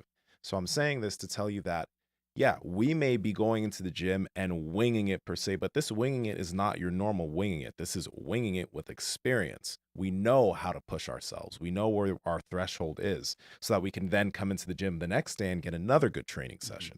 But if you're going in and winging it, there's a big chance that you might not be doing enough consistently, because it's not just that you have one good training session today. It's that you have 4 to 5 good training sessions this week, 4 to 5 good training sessions next week, the week after that, the week after that, the week after that. One good training session, it's not gonna be the thing. Okay, it's that consistently. And by having a program set up where you can see the progress from day to day and week to week, that is going to ensure that you're making progress in the long run. So keep that in mind. Yeah. And I got this from training with Mark so many times, but like, like, Mark, what's your program or whatever? And it's just like, it's just like we're kind of freestyling it the whole time, or like you said, we're winging it. And I do a very similar thing, but it's like, oh, I did shoulders yesterday, so I'll do like either back or some kind of lower body movement or whatever. For me, what I've noticed is it brings the barrier of entry down so far, because if I look at it, so for me, if I look at a program and it's like, oh, you're going to do like a heavy triple or something, I could get fired up, but if I wake up tired that day, I might just be like, oh, dude, like, Fuck that. I can't, like, I'm not, yeah, I'm out, right? Like, I already lost before I even tried. So by doing it this way, it's like, man, I'm a little bit tired, but you know what? Like, I'm just going to get to the gym and, I'm going to do a couple of rows and see how I feel. And so, and of course, what always happens, you do a couple rows and it's like, no, you know what? I think I'm gonna hit some deadlifts. Feel fucking and it's good. like, you know what? Actually, I think I'm gonna go a little bit heavier. And so, like I said, it just lowers that barrier for me. So I guess if you are somebody that maybe is having a hard time with the structured program approach, maybe try this a couple of times a week, or maybe take a break from that super highly structured program. Give this a whirl and see how you feel. And let's add into something real quick, because since we're talking about this programming aspect of things, a lot of us are very excited about the gym. And I know there are times where I just like train super hard week after week after week, and then I just hit a wall where I wasn't getting stronger. I felt like every training session was a drag. You got to do something. I think sometimes some people train so long and so hard for so long that not only do they need to back off for a week and just have an easier week, but sometimes it's like 2 weeks. Sometimes you might need 2 easy weeks in the gym so you can start progressing again. Some people, instead of taking deload weeks, also some people like to actually intermittently, when they feel like they're hitting a wall, they'll just have it be like maybe 2 days where they really just back off for a bit, and then they feel kind of good, and then they start pushing again. So you need to figure out how that structure is for you. I am in favor of like just taking a week, but if you feel like a week's too long and you don't want to back up that long, then intermittently, maybe, let's just say that you're doing a 5-day training week. Maybe one of those days is structured that it's easier. So it's like you have 4 good training days and then an easy training day. And that'll ensure that it's like hard, easy, hard, hard, hard, easy. Every week you kind of have a little deload there. Just something to think about in different ways of programming. Hell yeah. I just got an amazing picture. Shout out to my son Aurelius, who's currently watching. That's so amazing. He's watching right now. Try not to cry. I know. But we got an amazing question that I can't wait to hear what you guys have to say. And I believe it's just Joe, Joo. If focus is not, or sorry, if you're Jew, yeah, Joe, I don't know. You know how that goes. If you're not focused on powerlifting, is it better to exercise for hypertrophy just to for overall wellness? So one thing that's amazing about bodybuilding in particular, and not so much powerlifting, but bodybuilding, I think, can be done by anybody nearly kind of forever. Powerlifting can kind of be done by everybody, but like what powerlifting actually is, in my opinion, can't be done by everybody, because powerlifting represents you doing a 1 rep maximum. Like the sport of powerlifting represents you doing a 1 rep maximum on a bench, squat, and deadlift, right? And normally you stay pretty attached to those movements and you do them quite frequently. It doesn't mean that you do singles with them all the time. It means that you are, working towards strengthening your single, which can be beneficial in all forms of fitness. But I think that one of the amazing things about bodybuilding is, like, I can't think of anybody that can't do it. Like, pretty much anyone can do some bodybuilding, because the amount of weight that you need to use to induce hypertrophy isn't so stressful that it takes as much of the same form and technique. You still need it, but it matters a little bit less, and you can hop on machines, and the machines are a little bit, quote unquote, like idiot proof and things of that nature. So but what I would advise in this particular question is I would advise a mix of both. I think there's really no reason to like pick one over the other. But in general, I don't really like to see people just start randomly with powerlifting.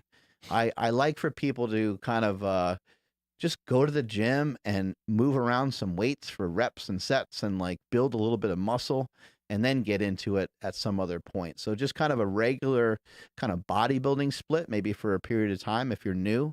And then maybe you would start to think about, oh, I want to specifically actually like bodybuild and like do competitions, or I want to CrossFit, or I want to powerlift, whatever it might be from there.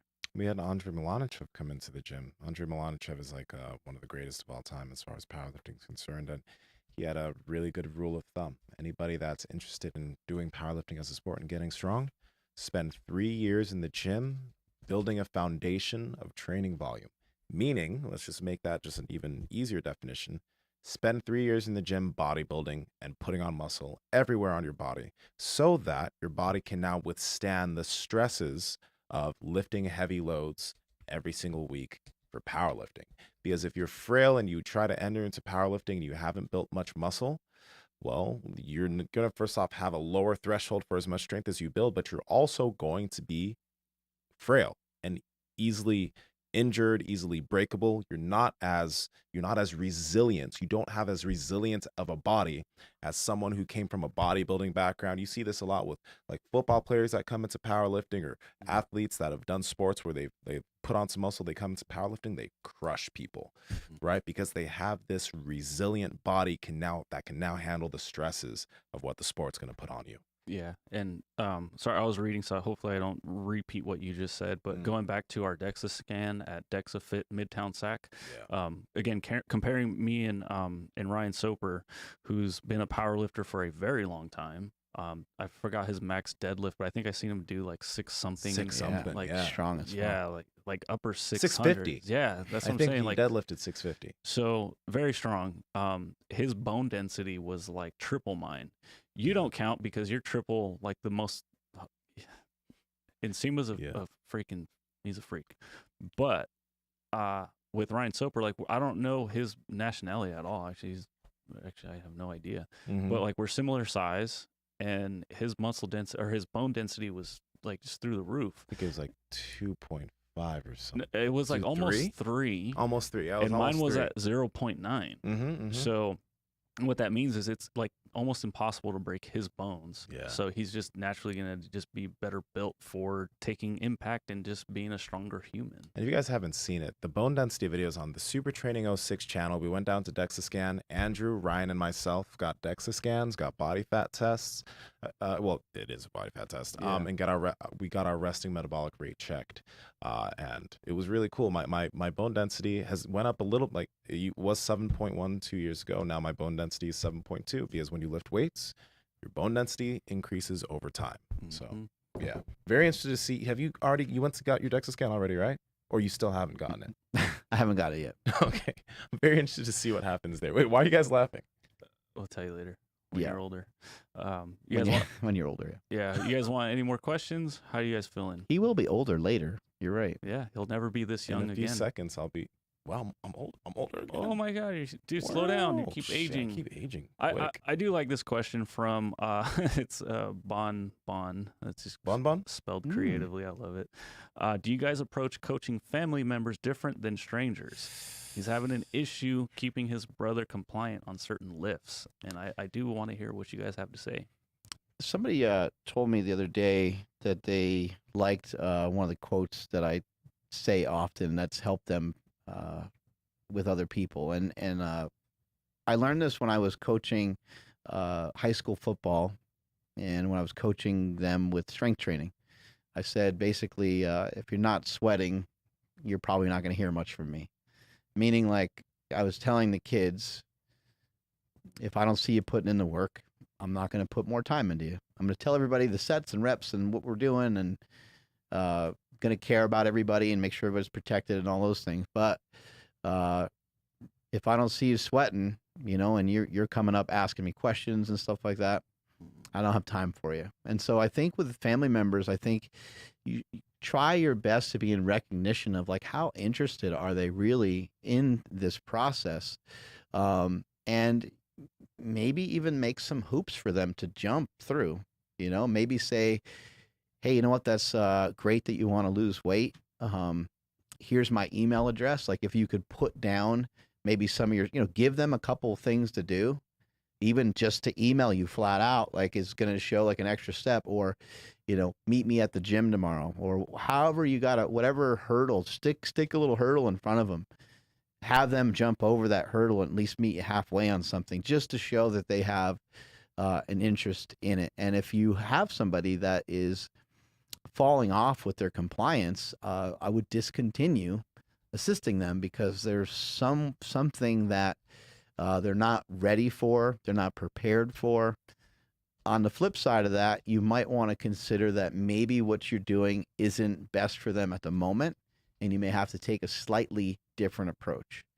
I've had to kind of eat my own beliefs sometimes, and just kind of disregard them and say, man, I really thought no carbs just works for everybody, but I really tried to help this person implement this. It appears that they're giving me the correct information, that they're not actually eating carbs, but they're still finding ways of overeating, and it's just not working for them. So I need to advise them to do something else. So those are all the considerations I would look into. Yeah, and it also depends, because sometimes family, because you're close with them, sometimes they might not take you as seriously as like someone who doesn't know you and they're coming to you and they want to work What's with that you. called? Like right? proximity thing, right? Yeah. So sometimes they might not be as compliant because they know you're family. I can get away with some shit with you, right? So there has been situations where I have suggested to other coaches for like family members who are trying to do like That's a some great serious stuff. recommendation. Just like, hey, work with this guy. He's actually really good. Because then there's that barrier there where they're like, oh, I can't just be casual with this person, right? Sometimes that might be something you want to do. And then if they ever just like want advice from you, you can give them advice. But that is the responsibility of somebody else. Yeah, absolutely. So Soul Train _ yeah. Soul Train. Yeah. If I want to lose a decent amount of body fat besides good nutrition, would alternate day fasting be beneficial? And I didn't know if alternate day fasting is a thing or not, but that was asked. Yeah, alternate day fasting is recommended quite a bit by Thomas DeLauer. Now, I don't know if he's talking about alternate day, like fasting, like you fast a whole day.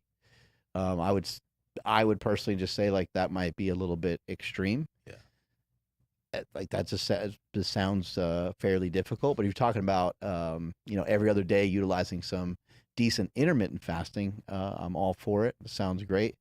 But again, remember, one of the best ways to change our body fat composition is to lift weights. Yeah. So while this person may already be lifting weights, I would encourage you to do the every other day intermittent fasting. But let's not forget the impact that just lifting weights has and getting some good resistance training in. Absolutely. And I really as far as alternate day fasting, even if it was because I was also thinking like maybe it's like, yeah, you maybe fast 16 hours for one day, the next day you don't fast, the next day 16 hours. I wouldn't suggest that someone take a whole day and they not eat, but I think honestly that is not that crazy. No, I mean, I would have thought in the past that I agree with you. like just not eating for 24 hours. What, Monday, Tuesday I don't eat, Wednesday I eat through the day, Thursday I don't eat. Like, I don't think that that's that wild. I don't think it's going to be something that really damages somebody over time, unless when they choose to actually eat. Now those days where they're eating, they're also trying to like not eat, like they're really trying to push through hunger on those days too. That's where I think this thing can turn pretty bad. And Mark and I do fasting. Andrew also does it a bit. Just remember, you don't want to go too hard on fasting where it turns into because it could turn if you're prone to not eating, and there are mental hurdles there for you, it could turn into like an eating disorder or something. So I want to say, like, although we do fasting, be self-aware. And if you see this becoming detrimental towards the way you look at food and just your eating habits, stay away and don't do it. Yeah, just be careful of the extremes because you Yeah. could end up overeating, could end up binging. Mhm. Remember what the point is on why you're trying to utilize fasting is you're trying to cut back, you're trying to reduce the overall amount of energy that you're consuming. Yeah. And if it turns out that it's not being consistently effective for that, then you're probably making a mistake. But again, I agree with Nsima. Like, it's not an extreme. It wouldn't be that extreme. Even doing this one meal a day thing, I actually have kind of thought about for people, like for someone that's obese and really try, like, it's not the greatest recommendation just because it'd be so fucking difficult to do. But I could even see like a way to ensure that it's almost impossible to overeat would be to only eat like 3 or 4 times a week, 3 or 4 meals a week, and kind of pick those out, whatever way you want to pick them out, I guess. But like if you ate Monday, Wednesday, Friday and had one meal, like I cannot picture or envision a scenario unless you're a professional eater where you'd be able to consume enough calories to overeat for the week. I guess anything's possible if you really worked at it, but And just go wild with the protein on those days, Right. Yeah. right? Just have a protein party and just fucking go ham on a meal, right? It's gonna be hard to overeat. we need things that feel sustainable to whomever it is that's trying it, and therefore that particular style might be too aggressive. But for this guy, I think, look at some of the work from Thomas DeLauer. He's got great information. Take a look at Cole Robinson, who's a little bit more on the extreme side of things, but Sick diet. has some sick information. I would love to have him back on the show again. Actually, I really thought that he was an interesting character. So Mhm. anyway, Yeah, and then for us, well, I guess you guys don't let me say that I'm skinny anymore. So former Slim Jim here. But for anybody else that does have a hard time gaining weight, obviously you don't want to just eat less. But what fasting did for me was it just made me appreciate good food, and good as in like good for me. I would be the person that's like, no, I want to gain, so I'm gonna snack here, I'm gonna snack there, and by the end of the day, those snacks didn't add up nowhere near to as much as like having whole meals. And when I would just simply skip breakfast, I would be pretty fired up to hit up a meal at lunch. And then, so doing that has allowed me to just appreciate food and also be able to just consume a little bit more. It definitely helped. Yeah. All let's right. get out of here, I was Andrew. going to say, I think that's a podcast, yo. Yeah. So thank you everybody who asked. Were you recording? Oh, you guys wanted to record? Oh shit.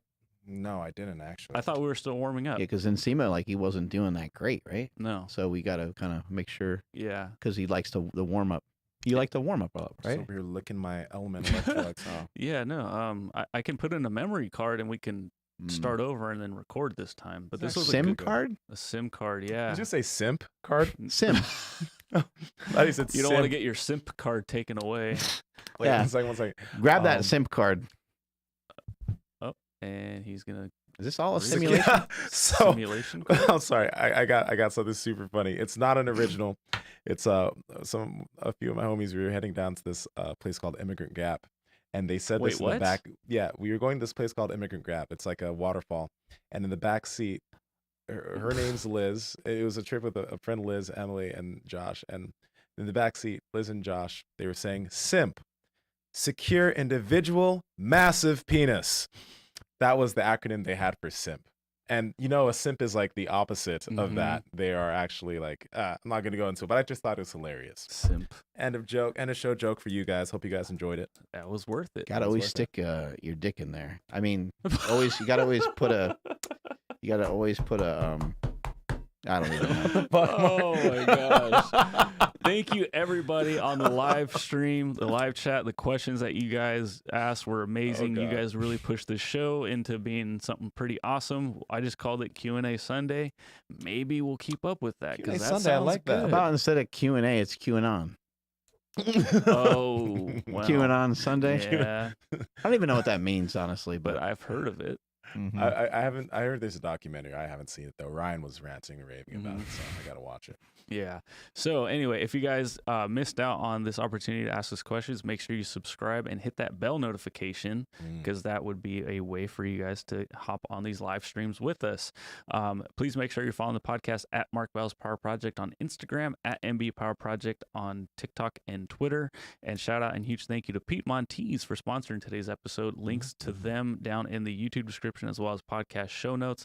Again, promo code Power Project for 25% off your order. All the stuff that we talked about today, you can implement easily with Piedmontese steak because it is second to none. It's incredible. My Instagram is at I am Andrew Z. My Twitter, same thing. And on TikTok at the Andrew Z. And Nsima, where are you at these days? At Nsima Inyang on Instagram and YouTube. At Nsima Yin Yang on TikTok and Twitter. Mark. At Mark Smelly Bell on all social media platforms. Strength is never weakness, weakness never strength. Catch you guys later. Bye.